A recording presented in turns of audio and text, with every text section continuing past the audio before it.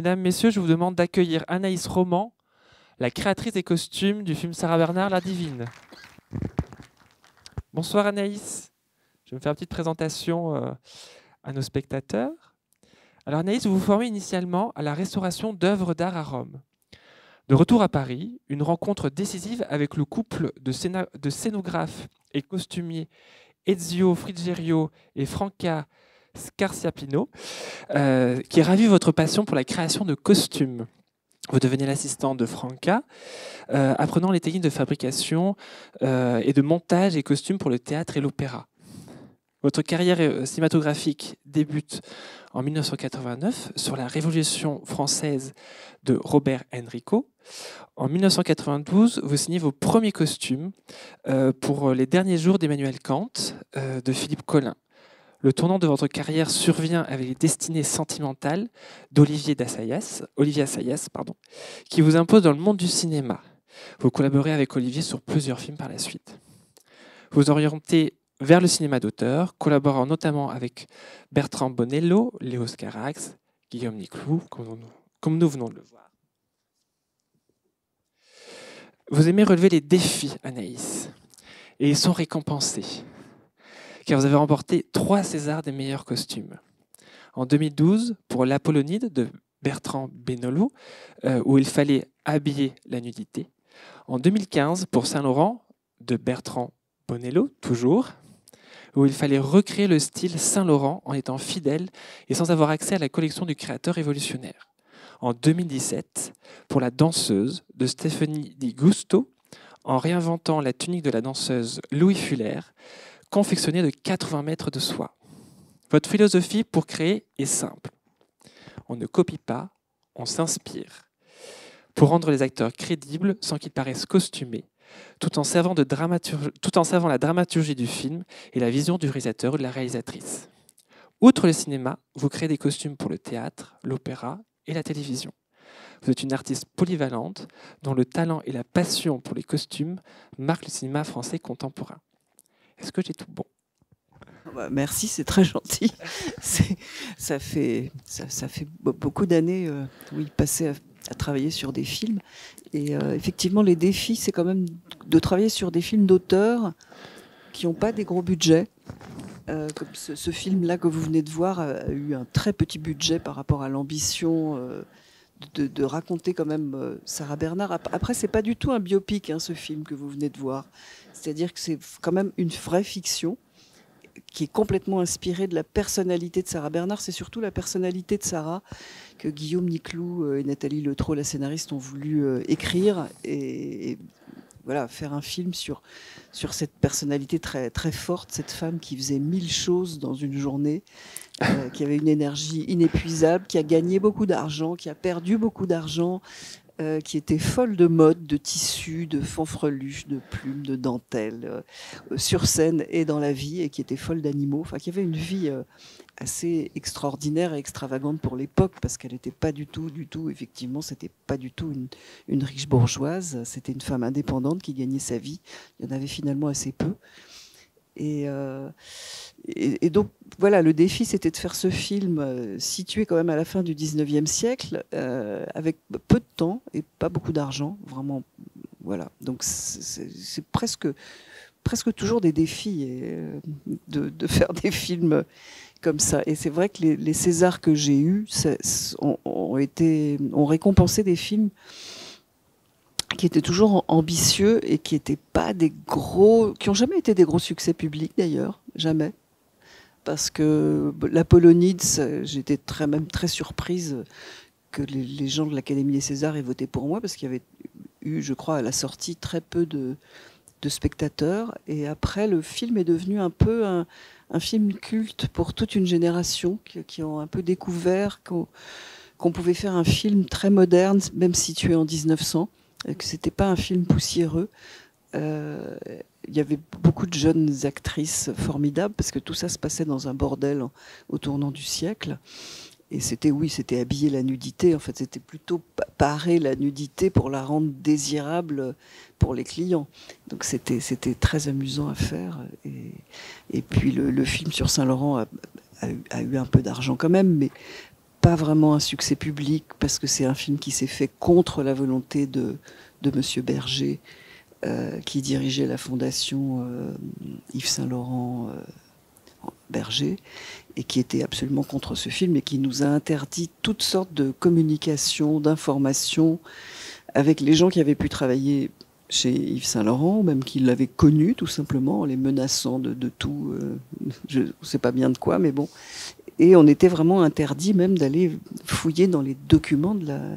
Donc oui, c'était très difficile. Ça, c'était vraiment difficile, avec une épée de Damoclès quand même sur ma tête, personnellement sur ma tête, parce que c'était... si le film ne respecte pas l'esprit et l'esthétique Saint-Laurent, je fais interdire le film parce que il était la personne morale des créations de Saint-Laurent. Donc ça, c'était carrément un petit peu angoissant.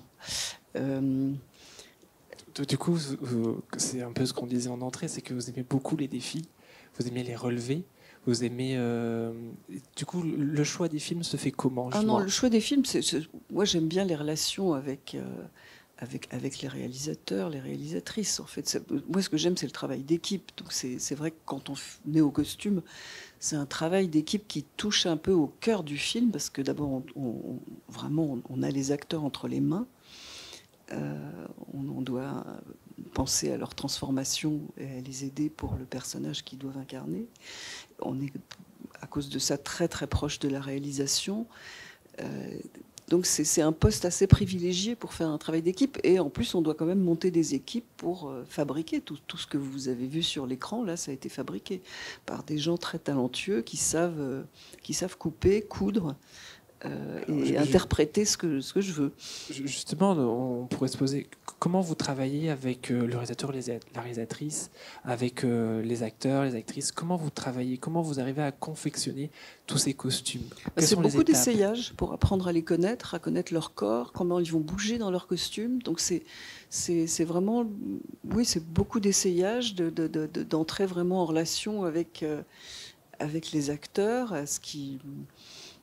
comment ils vont se mouvoir et arriver à faire coïncider l'ambition artistique du film et de la réalisation et ce que l'interprète va pouvoir leur donner. Et à travers ça, il y a le costume quand même qui est important.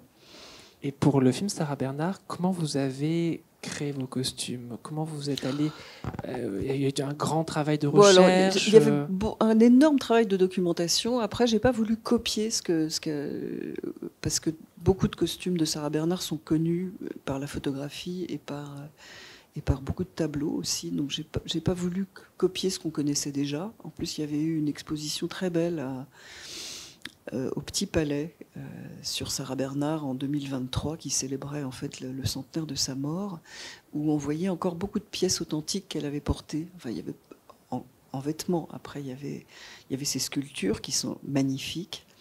Il y avait pratiquement toutes les affiches que Mucha avait dessinées pour Sarah Bernard, pour ses spectacles.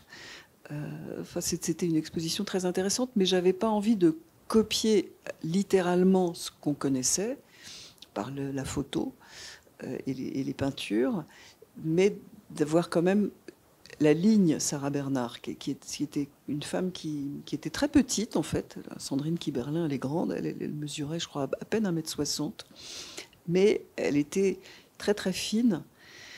Elle savait très bien s'habiller, elle n'avait pas beaucoup de poitrine, donc elle ne répondait pas du tout au canon de beauté de l'époque, 1900, qui voulait des femmes avec de grandes hanches, de belles poitrines, une taille très fine. Bon, alors elle avait la taille très fine, mais elle n'avait pas vraiment de poitrine. Donc c'est pour ça que son côté aussi un peu androgyne lui a permis de jouer des rôles masculins. Et elle avait toujours des vêtements qui montaient comme ça, pratiquement jusqu'aux oreilles, ce qui était pratique, même quand elle était jeune, elle pratiquait ça, qu'elle n'avait pas besoin de cacher un cou vieillissant du tout quand elle était jeune. Quand elle a vieilli, c'était bien pratique pour cette raison-là. Mais je pense que quand elle était jeune, ça lui donnait une allure beaucoup plus élancée. Et ça donnait aussi du mystère et ça soulignait son visage, ça soulignait le caractère de son visage, son visage qui était très, très fin, ses grands yeux verts en amande. Et donc c'est quand même une femme qui savait vraiment se mettre en valeur. Et c'est ça que j'ai cherché, qu'on a cherché avec Sandrine, qu'elle puisse bouger. Effectivement, elle ne porte pas de corset du tout. Mais je lui ai quand même fait une base de vêtements qui lui donnait quand même une silhouette, comme ça, très ondulante. Je me suis beaucoup inspirée de l'Art Nouveau pour ces tenues. Voilà, c'est vraiment... Comme pratiquement tout le film, cette fameuse grande journée Sarah Bernhardt, qui est un peu le cœur du film, ça se passe en 1896, et c'est l'époque, vraiment l'époque Art Nouveau, l'époque de tous les grands peintres Art Nouveau qui ont marqué cette époque qu'on peut appeler aussi style nouille dans le design, avec Hector Guimard, Mucha, enfin toutes ces femmes fleurs, sinueuses. Et 1896, on est vraiment à l'apogée de cet art qui va durer largement jusqu'en 1900, même un peu au-delà. Et pratiquement tout ce qu'on raconte dans le film, c'est ces journées de répétition, quand elle accueille ses amis dans sa loge, quand elle fait un pique-nique dans sa loge, quand elle prépare sa journée. Elle est vraiment dans cette époque-là, avec ces immenses manches, des manches gigots, et qui mettent aussi en valeur, je trouve, les visages et les coiffures des femmes, parce que c'est comme si tout d'un coup elles étaient comme dans un vase, quoi, qu'elles sortent un peu de la corolle d'un vase. C'est assez étonnant comme mode. Et puis voilà, il y a des passages un peu avant, en 1880, toute la jeunesse de son amour avec Guitry, et qui est une histoire d'ailleurs assez inventée. Hein, ça va pas du tout. Ils ont peut-être été amants trois ou quatre fois, mais cette folle histoire d'amour, c'est vraiment ce qui soutient la narration de ce film pour évoquer ce personnage. Mais c'est une fiction, ça. Je voulais aussi poser une question par rapport Les costumes sont très colorés dans le film, mais également les décors sont très colorés, sont très vivants. C'était une volonté de Guillaume, ça. C'était une volonté de Guillaume Niclot dès le départ, d'avoir quelque chose de coloré.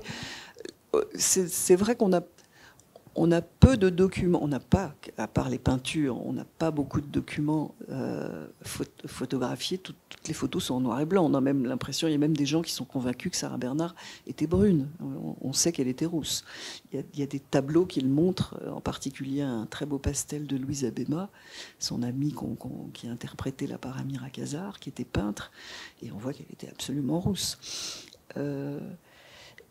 Et le noir et blanc nous donne une idée fausse souvent du 19e, à partir de l'âge de la photographie.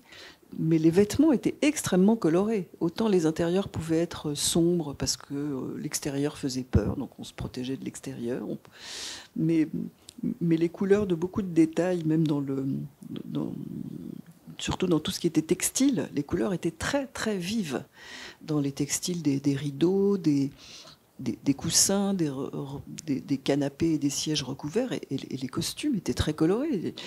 Ce qu'on voit en photo, quelquefois, on voit des très jolies silhouettes de femmes costumées en jupe tailleur, et on en voit dans les musées qui étaient absolument rouge vif, ou des robes du soir qui étaient des verts criards.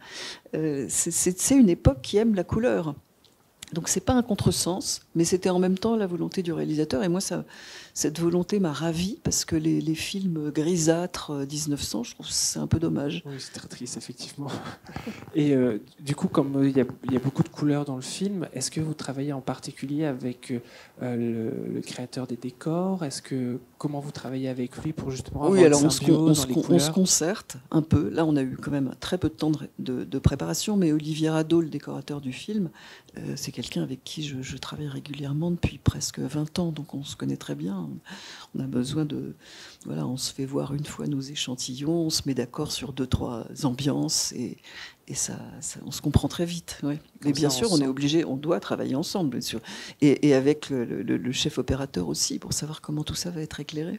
Ça, c'est intéressant, justement, avec le chef opérateur, donc il crée la lumière. Est-ce que vous avez des directions qui sont données avant, ou alors vous êtes plutôt libre avec lui?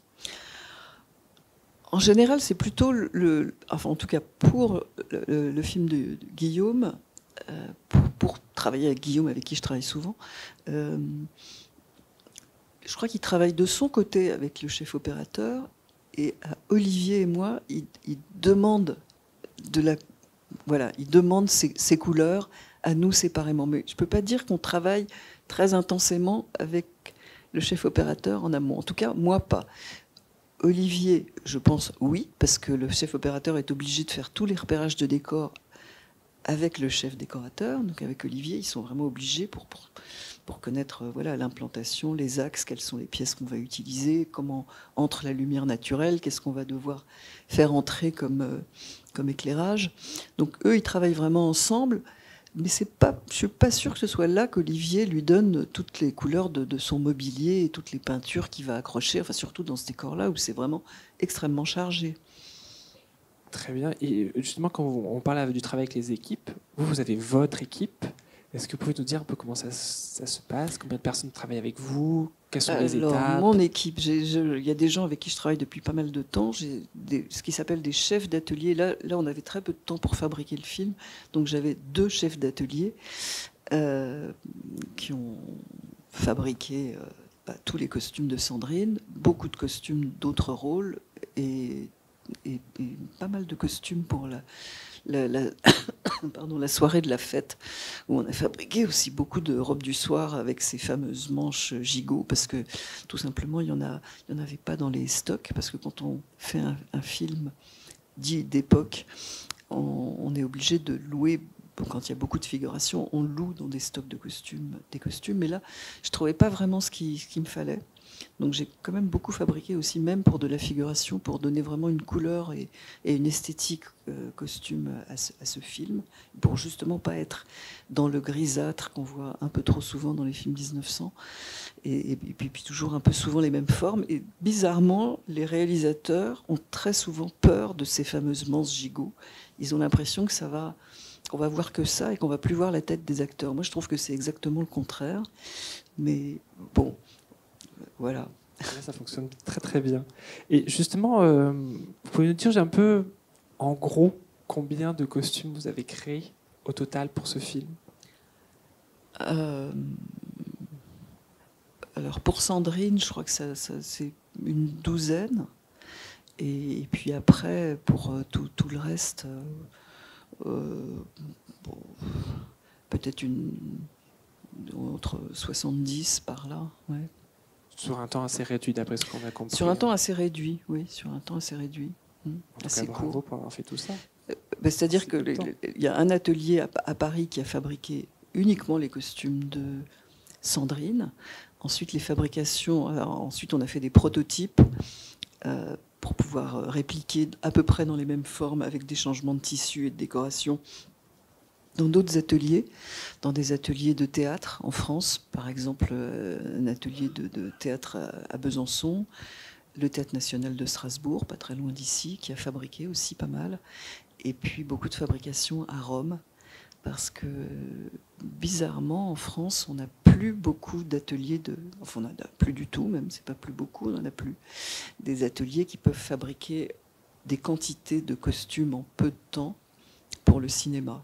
Il y a des petits ateliers qui peuvent fabriquer, mais pas beaucoup en peu de temps, parce c'est pas des gros ateliers avec des employés à plein temps, et voilà, ils n'ont pas cette capacité, alors qu'il y a beaucoup de pays qui ont conservé cet outil de travail de fabrication costume pour le cinéma, comme par exemple l'Angleterre, l'Espagne, l'Italie, l'Allemagne, la Pologne, enfin, la Belgique. Tous ces pays-là ont des gros ateliers qui fabriquent des costumes, qu'ensuite ils mettent dans leurs réserves destinées à la location pour servir à d'autres films. En France, c'est un outil de travail qu'on a vraiment perdu. Il nous reste les loueurs qui ont beaucoup de choses, mais qui n'ont pas la capacité de produire une centaine de costumes en un mois, par exemple.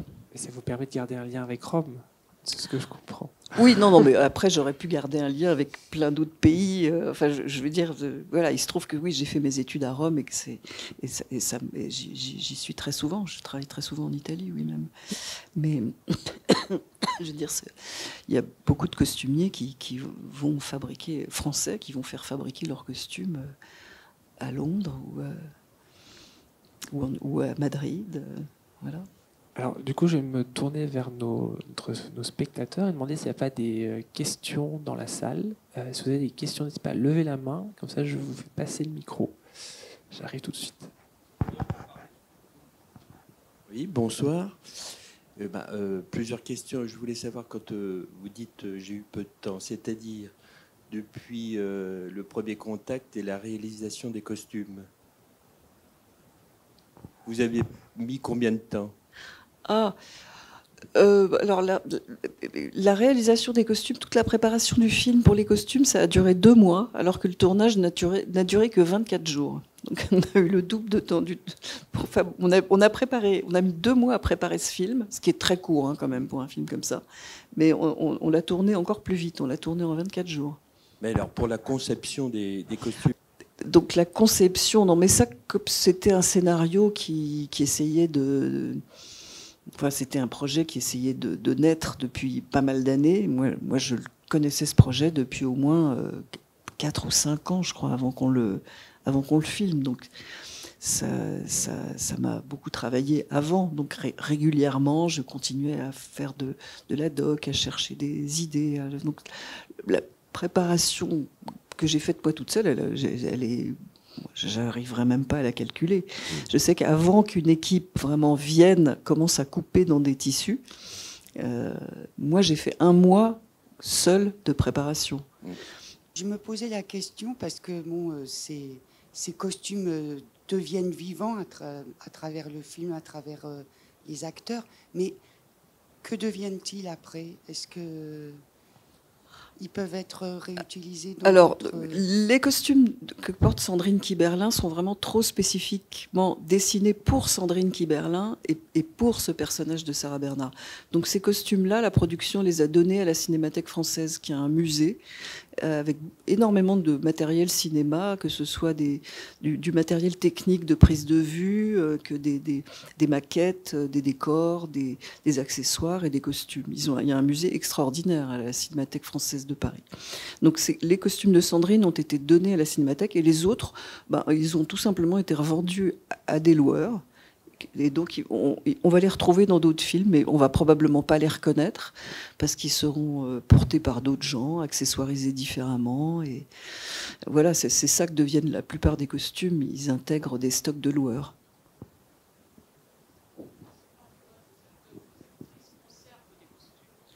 Alors oui, il y a des acteurs qui sont très fétichistes avec leurs costumes et qui font même signer dans leur contrat qu'ils récupèrent leurs costumes. Ça fait partie de leur contrat. Pas tous, il y en a assez peu, mais ceux qui... Voilà, mais ça arrive, oui. Est-ce que nous avons une autre question? Une dernière? Sinon, moi, j'ai une dernière question à vous poser, Anaïs. Est-ce que vous avez des projets en cours? J'imagine que oui. Est-ce que vous pouvez nous en parler? J'ai beaucoup de projets de théâtre là, en cours. Et après, au mois de janvier, donc c'est dans pas longtemps, le mois prochain, je retourne encore à un film, mais contemporain cette fois-ci, avec Guillaume Niclou, le réalisateur de ce film. Et sinon, j'ai beaucoup de théâtre, oui. Et un petit film aussi d'Anne Fontaine, dans pas longtemps. Oui, voilà. Effectivement, c'est bien chargé. En tout cas, merci beaucoup Anaïs d'être venue ce soir, d'avoir présenté votre travail. Et je vous souhaite à tous une très bonne soirée. Merci beaucoup.